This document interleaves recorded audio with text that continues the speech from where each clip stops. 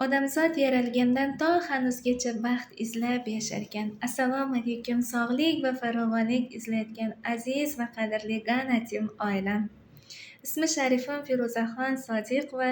1988-yil 20-fevral Rishton tumanini shifokorlar oilasida dunyoga kelganman.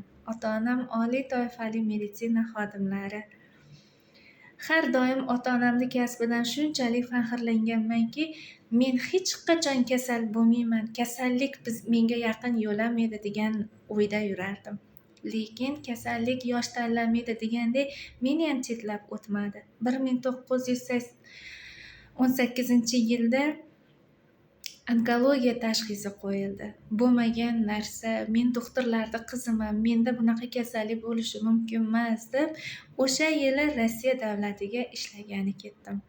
Oradan vaqt o'tdi, kun o'tdi, oy, yillar o'tdi-yu, ahvolim kundan kunga og'irlashishni boshladi. 2022-yili O'zbekistonga qaytdim va 3-sentyabr kuni onkologiyaga analiz javoblarim bilan birga bordim. Meni tashxisimni ko'rgan doktorlar srochniy ximioterapiya iloji yo'q, agar olmasa bo'lmaydi deyishdi. Navbatga yoziling, o'chirit oling deyishdi. O'sha kuni 3-sentyabr kuni o'chiritga yozilayotganimda ximiya olish uchun meni navbatim 27-yanvarga to'g'ri keldi.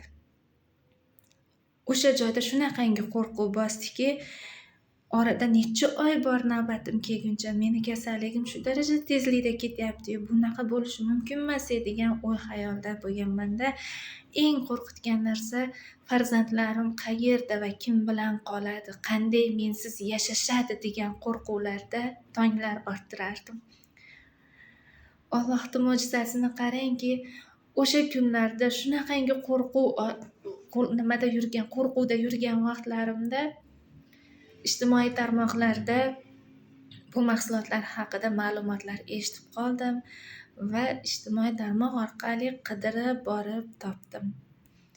Bo'lsa 5, bo'lmasa 25, qolgan umrim Allohga tavakkal dedimda, mahsulot haqida ma'lumot eshitgan kunimdayoq olib ichishga qaror qildim.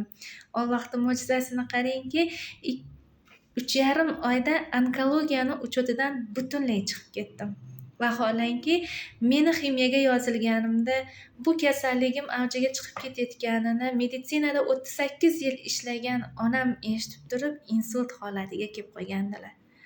Men 3,5 oyda onkologiyani uchetidan chiqqanimdan keyin o'zimga o'zim qaror qildim. Demak, onam tuzaladi. Menki onkologiyani kasali tuzaldimi? Demak, onam tuzaladi. Qolgan kasalliklar hech gap emas dedimda, onamga mahsulotni bo'ktirib ichirishga qaror qildim. 6,5 oyda onajonim insultdan oyoqqa turib ketdilar. Hozirda sahrlari ham 4,8, insultdan asar ham qolmagan. Hozirda shu kasbim deb qabul qildim, mahsulotlarni sevib qoldim, o'z kasbimni sevib qoldim. Hozirda Rishton tumanida katta komandani ustozi bo'lib, 25% reklama menejeri bo'lib, yakka tartibdagi tadbirkori bo'lib faoliyat olib boraman. 2 karra Malayziya sayohatini qo'lga kiritdim. Va bu joyda bundan keyingi hayotimda ham odamlarga hech qachon yaxshilikni ravo ko'rmasdan, odamlarga bu narsalarni tavsiya qilmasdan bir daqiqamni ham o'tkazmayman degan maqsadda shu joyda ish olib boraman.